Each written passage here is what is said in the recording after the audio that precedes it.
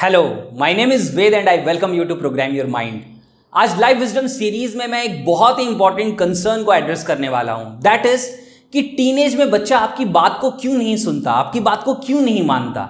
ज्यादातर पेरेंट्स ऐसा महसूस करते हैं कि अभी तक उनका बच्चा टीनेज में जाने से पहले तक उनकी बातों को मानता था, उनकी बातों को सुनता था। मे बी वो लड़का है या लड़की है, वो उनके अकॉर्डिंग चल रहा था अपनी जिंदगी में। लेकिन टीनेज में आने के बाद डिफरेंट इश्यूज स्टार्ट हो जाते हैं, इरिटेटेड होना शुरू हो जाता है आपका बच्चा, रिएक्ट करना शुरू कर देता है, उस तरीके से रिस्पॉन्ड नहीं करता जिस तरीके से वो पहले रिस्पॉन्ड करता था, और आपके गाइडेंस के अकॉर्डिंग नहीं चलता, और आपको बहुत ज़्यादा अनईजीनेस होने लगती है कि मेरे बच्चे के साथ ये सब क्या हो रहा है, और इसी बच्चे को जो अभी तक मेरी बात सुन रहा था ये क्यों अचानक से इतना बदल गया। तो जो चीज़ें मैं शेयर करने वाला हूँ वो आपको इन चीज़ों की डीप अंडरस्टैंडिंग देगी। लेकिन इसके पहले कि मैं आगे बढ़ूं, मैं चाहता हूं कि आप इस चैनल को सब्सक्राइब कर लें और बेल आइकन को भी प्रेस करें so that you can watch every video and each video is very very important. इसलिए मैं बार बार ये चीज़ें कहता हूं। अब ध्यान से समझिएगा कि एक्चुअली बच्चा दो डिफरेंट तरीके के जोन्स में रहता है। जो पहला जोन है जो ऑलमोस्ट 9-10 ईयर्स 11 ईयर्स तक रहता है, इसे कहते हैं डिपेंडेंट जोन, यानी कि उस समय बच्चा डिपेंडेंट जोन में है।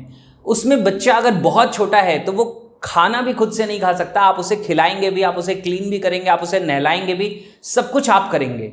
लेकिन जब बच्चा धीरे धीरे थोड़ा बड़ा होना शुरू हो जाता है तो वो आपके अकॉर्डिंग काम करने लगता है, यानी डिपेंडेंट वो अभी भी आपके ऊपर ही है। आप उसे बताते हैं कि सुबह कितने बजे उठना है, रात में कितने बजे सोना है, कितनी देर पढ़ाई करनी है, कितनी देर खेलना है, किन दोस्तों के साथ रहना है, किन के साथ नहीं रहना है, किस तरह का फूड चूज करना है, किस तरह का फूड अवॉइड करना है, किस तरह के टीवी शोज या सीरियल्स देखने हैं, किस तरह के नहीं देखने हैं, यानी कि वो अभी भी आपके ऊपर डिपेंडेंट है। अब ध्यान से समझना, जो 9-10 ईयर्स तक आपकी ट्रेनिंग हुई है, मैं किसकी ट्रेनिंग की बात कर रहा हूँ, आपकी ट्रेनिंग की बात कर रहा हूँ। आपकी जो ट्रेनिंग हुई है 9-10 ईयर्स तक, उन ईयर्स तक आपका माइंड कंडीशन हो चुका है डिपेंडेंट बच्चे को हैंडल करने के लिए, यानी उस तरह से आप बच्चे को हैंडल कर रहे हैं मानो कि वो आपके ऊपर डिपेंडेंट है।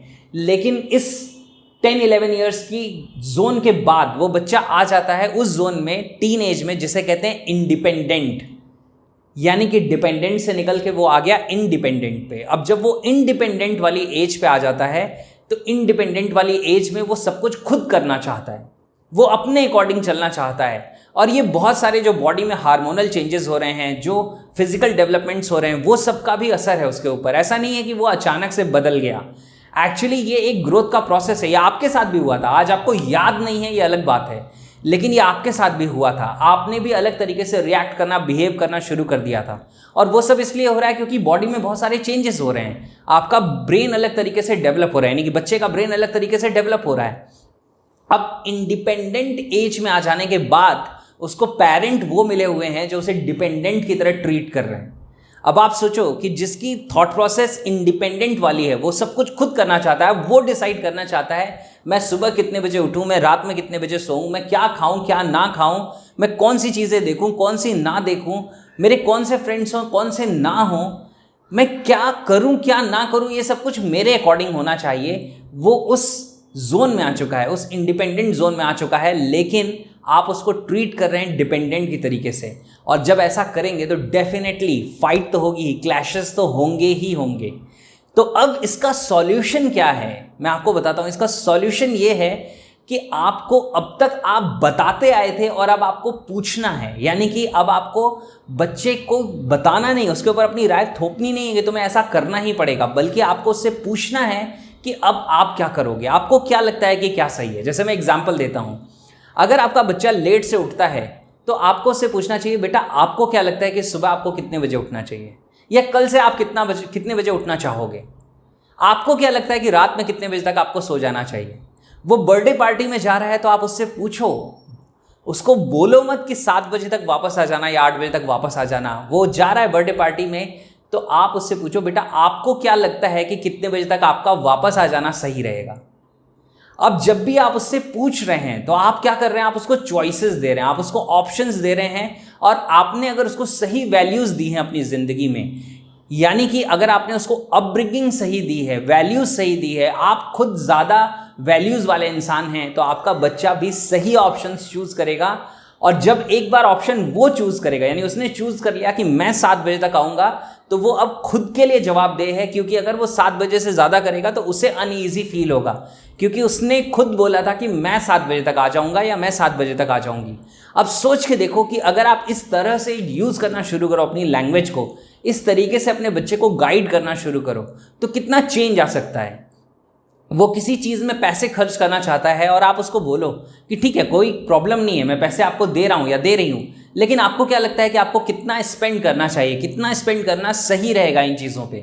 जब आपने रिस्पॉन्सिबिलिटी उसके ऊपर डाल दी तो अब उसके लिए सही डिसीजन को लेना मैंडेटरी हो गया है, ज़रूरी हो गया है।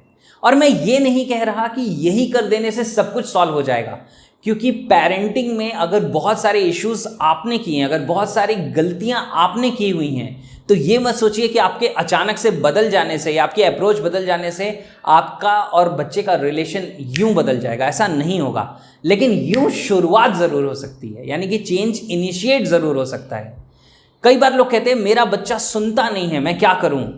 तो मैं कहता हूं उनको ऐसा बनाने में आपने कितने सालों का एफर्ट लगाया है, और आप क्या चाहते हैं कि आज आप कुछ ऐसा कर देंगे, कुछ मैजिक हो जाएगा और वो सुनने लगेगा आपको? नहीं, आपने मिस्टेक्स की हैं, उसको करेक्ट करने के लिए पहले आपको खुद को इंप्रूव करना होगा और साथ में नई अप्रोचेस यूज़ करनी होंगी। अपने बच्चे को सही तरीके से हैंडल करने के लिए आपको किस तरह की लैंग्वेज यूज़ करनी है, किस तरह की अप्रोच यूज़ करनी है, ये सारी चीज़ें समझनी पड़ेंगी, उसकी प्रैक्टिस करनी पड़ेगी, उसको इंटीग्रेट करना पड़ेगा। तब जाके आपके रिलेशनशिप में चेंजेस आएंगे, तब आप बच्चे को राइट ट्रैक पे लेके आएंगे। आपने सुना होगा ना, बच्चे गीली मिट्टी जैसे होते हैं, जैसा शेप दे दो वैसे बन जाते हैं। ये कितनी इंपॉर्टेंट बात है कि उन्हें सही शेप हम बचपन में, जितनी छोटी एज में देना शुरू करते हैं उतना ज़्यादा अच्छा है, क्योंकि बाद में चेंज क्रिएट करना, मैं ये नहीं कहता कि इम्पॉसिबल है, पॉसिबल है, लेकिन थोड़ा डिफिकल्ट होता है, पेनफुल प्रोसेस से गुजरना पड़ता है। जैसे मैं एक दूसरा एग्जाम्पल देता हूँ कि आप देखेंगे कई बार कि यंग लोग तो फिर भी बदलने को तैयार हो जाते हैं, कई बार जो लोग 65-70 ईयर्स के हैं वो रिजिड हो जाते हैं, वो बदलने को तैयार नहीं होते। क्यों? क्योंकि वो सीमेंट की बोरी के जैसे हो जाते हैं, सीमेंट के उस बैग के जैसे हो जाते हैं जिसके ऊपर बारिश की बूंदें ने उसे जमा दिया, उसे हार्ड कर दिया। अब अगर उस सीमेंट से आप कुछ और बनाना चाहते हैं तो आसान नहीं है, उसके लिए क्रश करना पड़ेगा, और क्रशिंग में बहुत सारा पेन होता है, और उस पेन से हर कोई नहीं गुजर पाता, राइट? हर कोई इतना पेन बियर नहीं कर पाता। इसीलिए जितनी जल्दी हो सके उतनी जल्दी चेंजेस करना शुरू करिए, खुद को चेंज करिए, खुद को अपग्रेड करिए, अपने बच्चे को सही तरीके से हैंडल करना शुरू करिए, उसके ऊपर ट्रस्ट करिए, उसके ऊपर यकीन करिए कि वो राइट डिसीजंस लेगा अपनी ज़िंदगी में या लेगी अपनी ज़िंदगी में। उसको उस तरह की वैल्यूज़ दीजिए, और जब ये सारी चीज़ें करेंगे आप देखेंगे कि आपका बच्चा इंडिपेंडेंट होने के बावजूद उस तरीके से लाइफ को लीड करेगा जैसा आप चाहते हैं, यानी कि उसकी लाइफ में आप उसको बेहतर बनाना चाहते हैं, और वही उसकी ज़िंदगी में होगा, राइट? इन सारी चीज़ों को यूज़ करिए। पेरेंटिंग के ऊपर मेरे और भी वीडियोज़ हैं, उन वीडियोज़ को आप वॉच करिए, आपको बहुत सारी हेल्प मिलेगी। पेरेंटिंग के टॉपिक्स पे अच्छी बुक्स पढ़िए, क्योंकि इंजीनियर बनने के लिए आप इंजीनियर की पढ़ाई करते हैं, इंजीनियरिंग करते हैं, डॉक्टर बनने के लिए मेडिकल की पढ़ाई करते हैं। पेरेंट बनने के लिए क्या करते हैं? पेरेंट बनने के लिए पेरेंटिंग की पढ़ाई नहीं करते। तो सर्च करिए पेरेंटिंग के ऊपर क्या चीज़ें आप सीख सकते हैं, समझ सकते हैं, और आप अपने बच्चों को सही ग्रोथ दीजिए, सही इन्वायरमेंट दीजिए। अगर आप हस्बैंड और वाइफ हैं और आपके बीच में बहुत सारा फाइट है, बहुत सारा क्लैश है, तो डायरेक्ट इसका असर आपके बच्चे के ऊपर होता है। आप ये चेक कर लीजिए, साइकोलॉजिकल रिपोर्ट है कि जिन बच्चों के पेरेंट्स में बहुत ज़्यादा फाइट होती है वो बच्चे स्ट्रेस में रहते हैं, और बाद में उनकी ज़िंदगी में भी इस तरह के चैलेंजेस आने की पॉसिबिलिटी बहुत ज़्यादा रहती है।